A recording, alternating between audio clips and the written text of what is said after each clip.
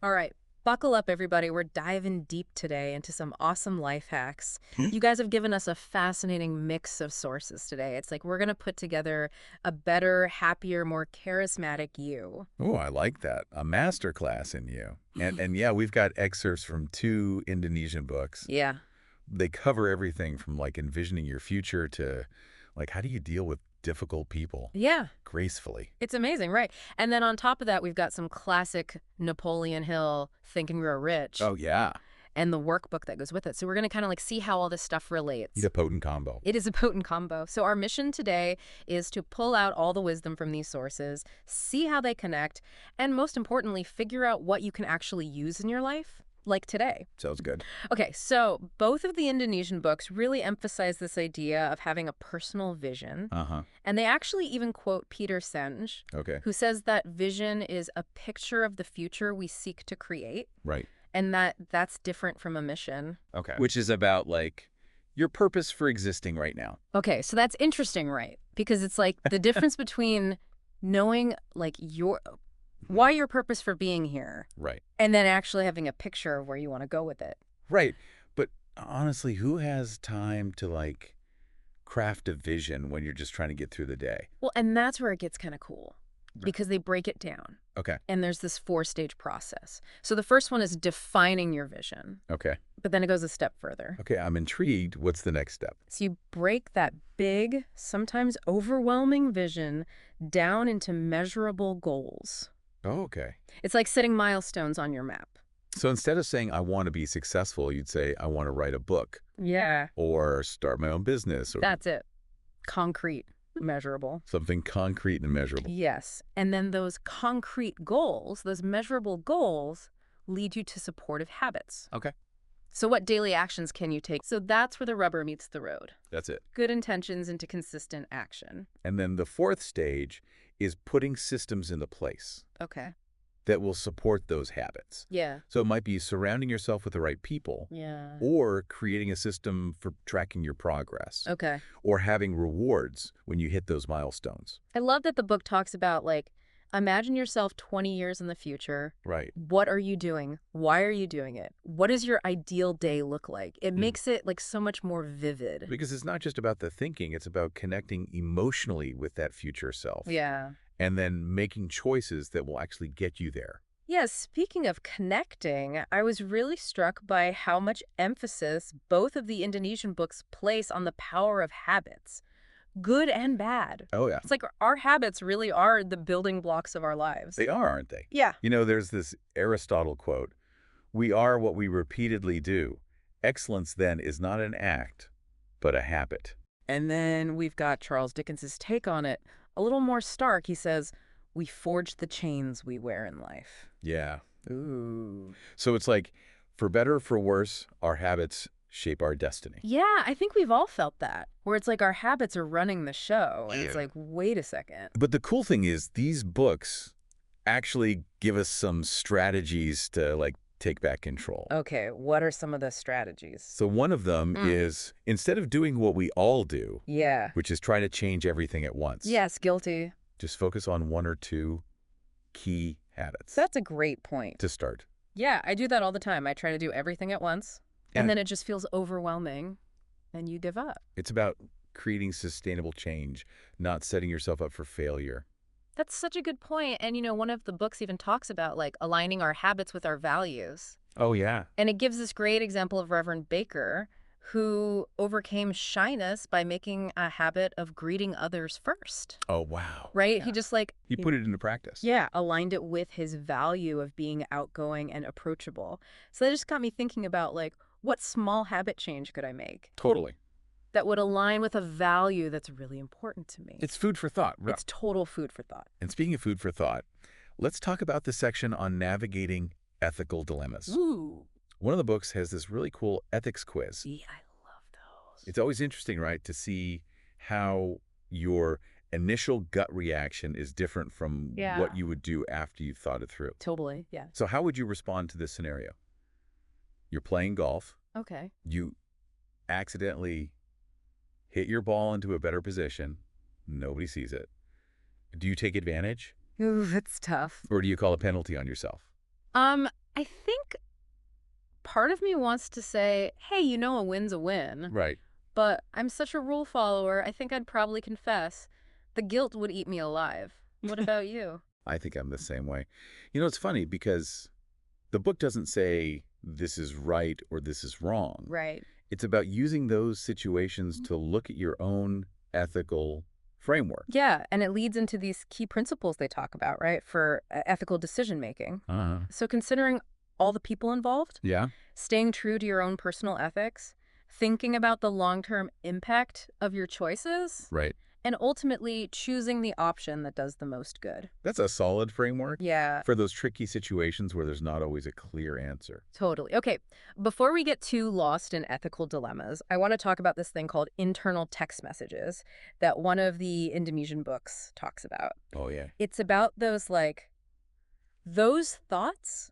Those instinctive thoughts that can sometimes pop up without us even realizing it. Yeah, it's like this inner monologue that we have that Yeah. can either be our biggest cheerleader or our worst critic. And they argued that those messages have a huge impact on how we handle stress and whether or not we maintain a positive outlook. Oh, 100%. Think about it.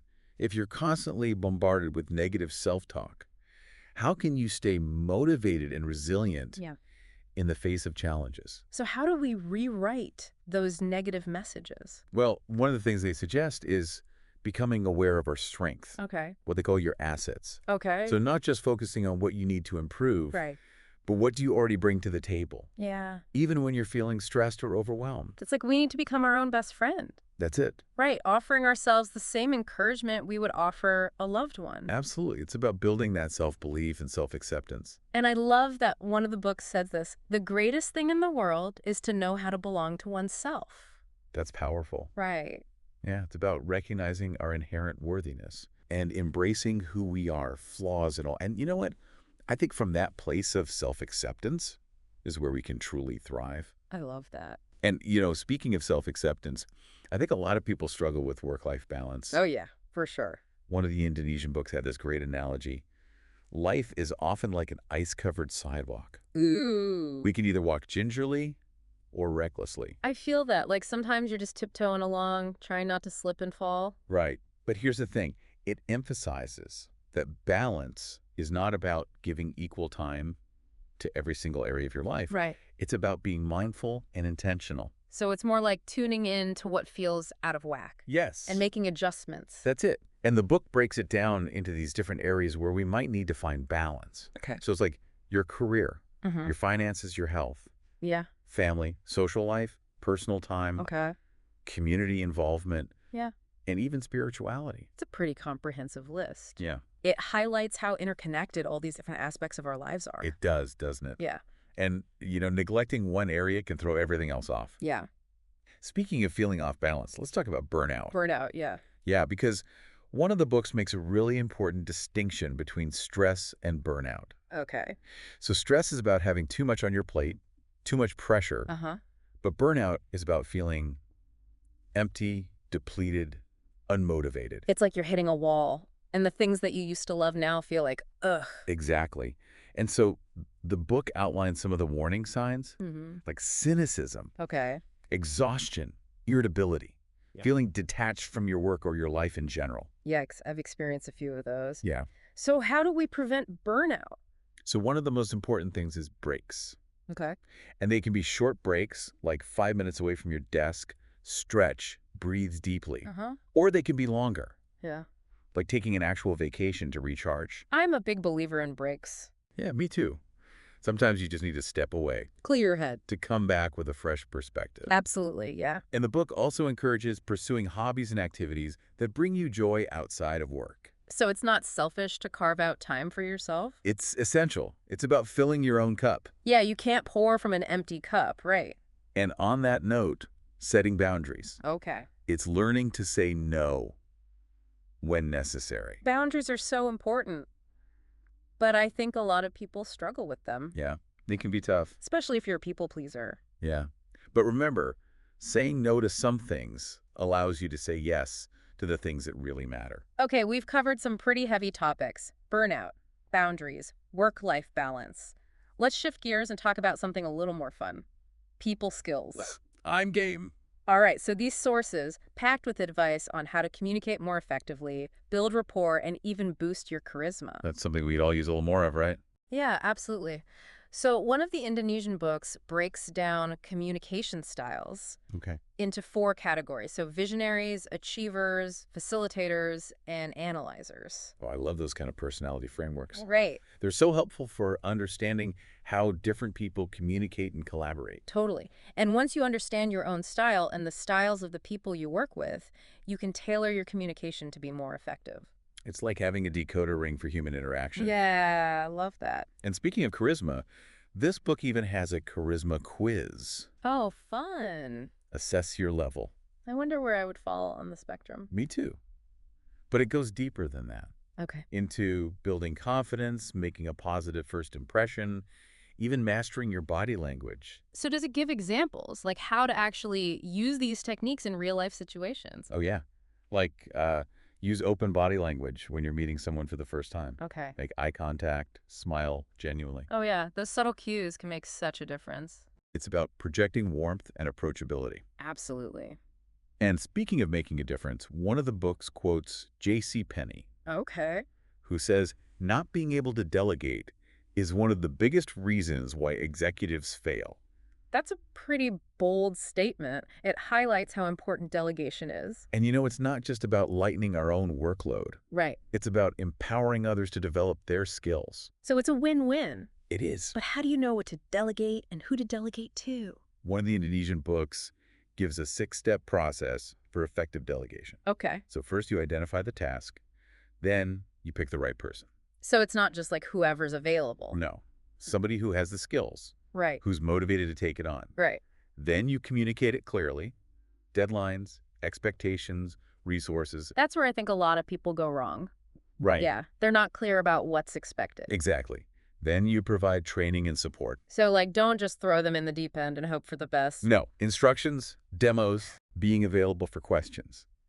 Then you monitor their progress Okay. without micromanaging. That's a tough one. It is.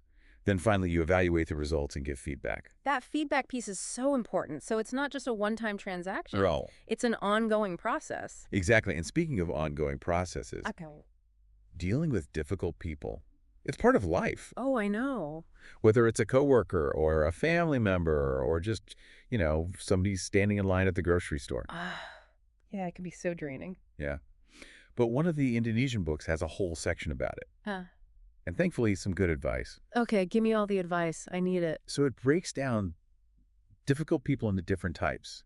So the resistor, Okay. the know-it-all, Yeah. the bully, Okay. the negative one, Uh-huh. the passive-aggressive one. I can think of a few people who fit those descriptions. Right. And so one of the things the book emphasizes is maintain a positive attitude.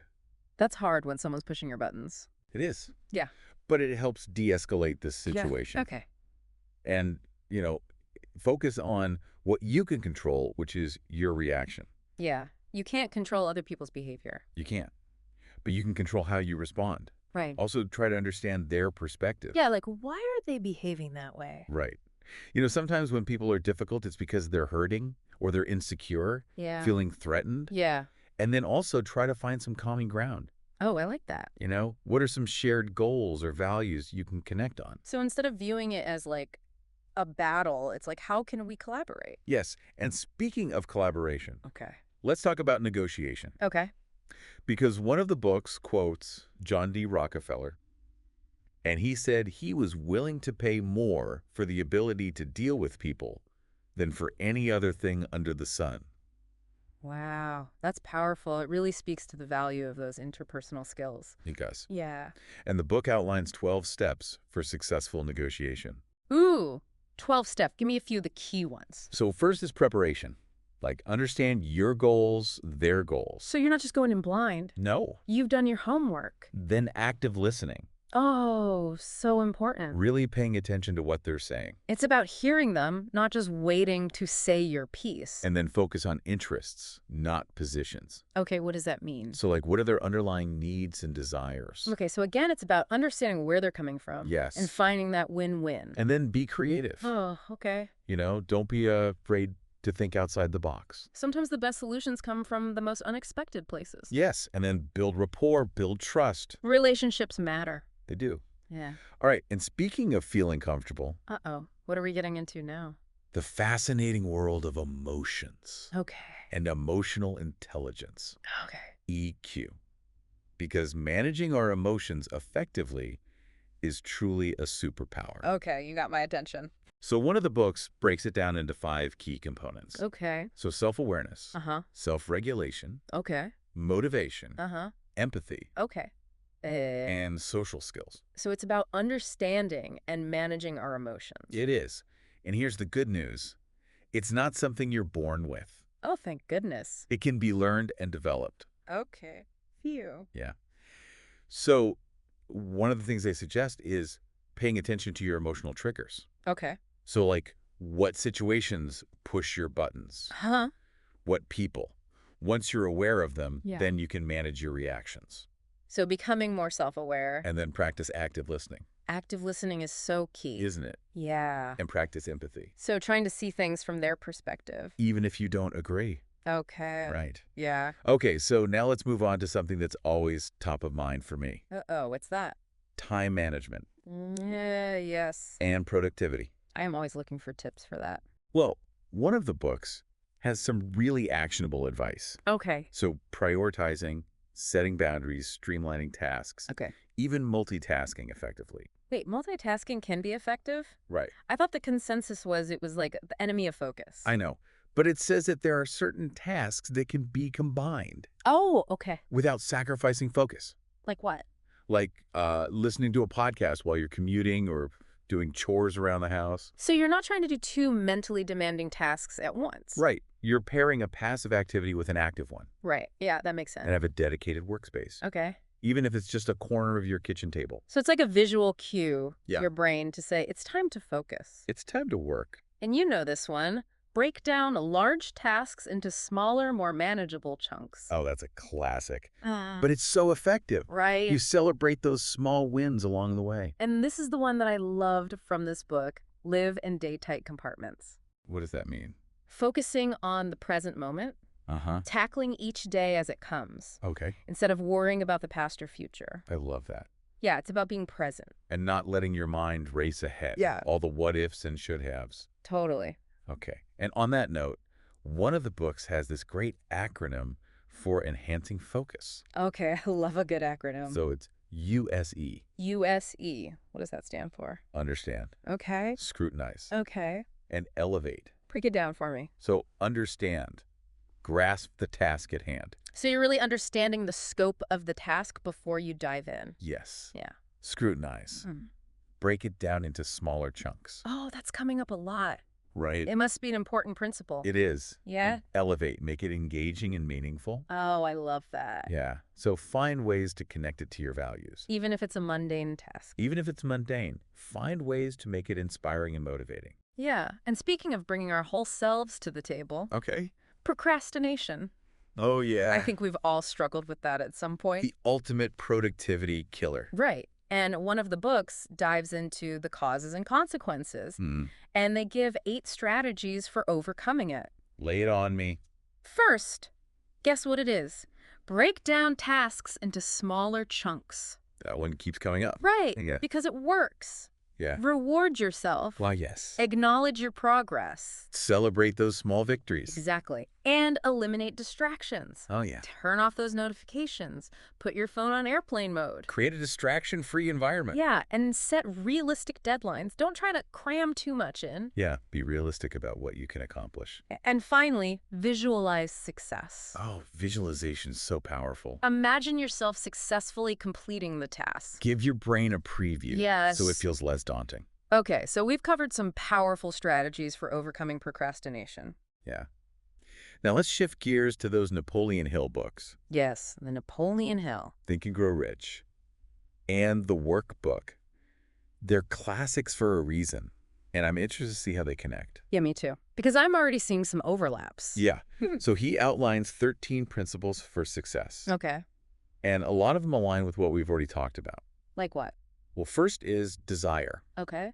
He says that a burning desire to achieve something is essential. And that goes back to the personal vision. It does. Yeah. And then faith, believing in yourself and your ability. Which goes back to those internal text messages, right? It does. If you believe you can do it, you're more likely to take action. And even talks about autosuggestion, Oh, yeah. like using affirmations Yeah. to program your subconscious mind for success. It's about choosing the thoughts that will empower you. And then specialized knowledge. Okay. So acquiring those specific skills and knowledge in your field. And that connects back to the importance of continuous learning. It does, doesn't it? Yeah. And then imagination, that's key to creativity. Imagination is so important for coming up with new ideas. Yes. And then organized planning. Okay. So having a plan and the discipline to execute it. Time management, productivity, yeah. And then decision, making those decisions and not procrastinating. Ooh, decision making. That's where a lot of people get stuck. Yeah. But he says being decisive is crucial for success. So gather the information, weigh the options, and just go. And then finally, persistence. Okay. That unwavering determination. It's about not giving up. Not giving up. Even when it's hard. Even when it's hard. And you know, what I thought was really cool about the workbook is it includes all these biographical sketches of successful people. Oh, interesting. So inventors, entrepreneurs, leaders, artists. Okay. And it shows how they actually applied those principles. So these aren't just like abstract ideas. These are real strategies. Yeah. And they're journaling prompts too. Oh, cool. So you can apply them to your own life. Yeah. All right. So now let's move on to those excerpts from Secrets of the Millionaire Mind Okay. and Speed Wealth. They bring in this interesting financial perspective. Yeah, those books get you thinking about your relationship with money. Right. Here. And I think what's cool about T. Harv Eker, the author, Yeah. is he shares his own journey. Yeah. He went from being a millionaire to losing it all and rebuilding it from scratch. So it's not always a straight line to success. Right. It's about having the resilience and the right mindset to bounce back. Yeah. And he has this concept called the money blueprint. Okay. And it's about how our childhood experiences and messages we received about money shape our subconscious beliefs about wealth and success. So it's like carrying around this invisible script Yeah. that influences how we behave around money. And he says if you want to change your financial reality, you have to reprogram that money blueprint. So it's not just about working harder or even being smarter. No. It's about addressing those deep-seated beliefs that might be holding us back. Yeah, because if your money blueprint is programmed for scarcity, no amount of hard work will change that. So how do you reprogram your money blueprint? First, you become aware of your beliefs about money. So it's about awareness. Yeah, and then challenge them. Okay. Are they really true? Yeah. And then replace those limiting beliefs with more empowering ones. So consciously choosing the thoughts Mm-hmm. that will support your goals. Right, but it's not just about mindset. Okay. He emphasizes action. So those empowering beliefs got to turn into habits and behaviors. Yes. He gives tips on budgeting, investing, managing debt, creating multiple streams of income. It's about having those financial skills. And I love that he combines the inner work with the outer work. So it's holistic. It is. Yeah. So that brings up another interesting question. What motivates people? Oh, that's a great question because as much as we want to be self-motivated, The reality is we often have to motivate other people. especially in the workplace. Yeah. And interestingly enough, both the Napoleon Hill books and one of the Indonesian books emphasize the limitations of money. Wait, are you saying money isn't everything? It's definitely important, Right. but research shows that it's not the primary driver of long-term motivation. So if money isn't the magic bullet, what is? Well, one of the Indonesian books cites research that says employees are most motivated by a sense of belonging, Okay. challenging work, Uh-huh. supportive bosses, Yeah. and recognition beyond compensation. Okay, break that down for me. Yeah. A sense of belonging. We all want to feel like we're part of something, Uh-huh. right? Yeah. That our contributions are valued. And then challenging work. Okay. So it's not about making it too easy. Right. It's about giving them opportunities to grow and stretch. Yeah, give them the challenge. And then supportive bosses. Oh, yeah, we've all had those bosses that make you dread coming to Yeah. work. We have. And then ones that make you feel valued and appreciated Absolutely. and recognition beyond compensation. Okay. So verbal praise, Okay. public acknowledgement, Yeah. even just small gestures of appreciation. So it's about feeling seen and appreciated Yeah. for your efforts. And that brings us back to a theme that keeps popping up, What's that? The power of appreciation. Oh, I love that because appreciation is such a powerful motivator. It is. Yeah. For ourselves and others. Yeah, those small acts of kindness and acknowledgement. And, one of the books actually outlines Dale Carnegie's Yeah. principles for giving sincere appreciation. Ooh, Dale Carnegie, How to Win Friends and Influence People. Yeah. Like the Bible of people skills. Exactly. So what does he say about appreciation? So he says it should be specific and genuine. Okay. So don't just say, good job. Right. Tell them exactly what you appreciate. So be specific, get into the And detail. be prompt. Okay. Don't wait for a special occasion. Yeah. So express gratitude in the moment. Yes. And be sincere. People can spot a fake a mile away. Yeah. And one of the Indonesian books also talks about principles of sharing goodness. Oh, okay. What are those? So being mindful of your language, Okay. using positive and encouraging words. It's not just what you say, it's how you say it. Right. Yeah. Be specific. Okay. So instead of saying, you're a great team player, Yeah. try saying, I really appreciate how you took the initiative to organize that meeting. Ooh, so much more impactful. Your attention to detail and clear communication made it really productive. Yeah. And then express appreciation through actions. It's about walking the walk, It is. not just talking the talk. So it might be doing something kind for them, Okay. offering to help, or just spending quality time. So many ways to show appreciation. And that's a great reminder that runs throughout all of these sources. Okay, what's that? It's not enough to read about these things. Right. Or have these insights. We got to put them into practice. Yeah. You know, wrapping up this deep dive, I am kind of amazed at how many tools and strategies we've pulled out of these sources. Yeah, it's a lot, isn't it? It's a lot. Really valuable information. But I guess that's what a deep dive is all about. Right. You really get into it. You really get into it. And it's fascinating to me how these different ideas, principles, they connect and reinforce each other. They do. They're all pieces of the same puzzle, a blueprint. Oh, I like that. A blueprint for creating a better life. Right. And, one of the things that I'm really taking away from this is knowledge without action is kind of useless. It is, isn't it? It's Yeah. like having all the ingredients for a delicious meal but never cooking it. Exactly. Yeah. So I think the challenge for our listener is to choose one or two of these insights and commit to putting them into practice. Maybe start with that visualization exercise where you imagine yourself 20 years in the future. Yeah, that was a good one. Yeah, what are you doing? Mhm. Who are you with? What does your ideal day look like? Because it helps you connect with that future self and make choices today that align with that. It does. Or maybe identify one small habit change that aligns with a core value. One small step. One small step. Remember, it doesn't have to be huge. Small, consistent steps lead to the most sustainable change. How do you eat an elephant? Right. One bite at a time. One bite at a time. Trying to do too much at once just leads to overwhelm and burnout. Yeah, it really does. And one thing I found really inspiring is how these sources are about so much more than just personal success. Yeah, they are. It's not just about climbing the ladder Yeah. or making more money. It's about living a life of purpose and using your talents to make a positive impact. Absolutely, like those principles of sharing goodness. Yeah, It's a beautiful reminder that we can all make a difference. we can. It's about realizing that we're all interconnected and that our actions have a ripple effect.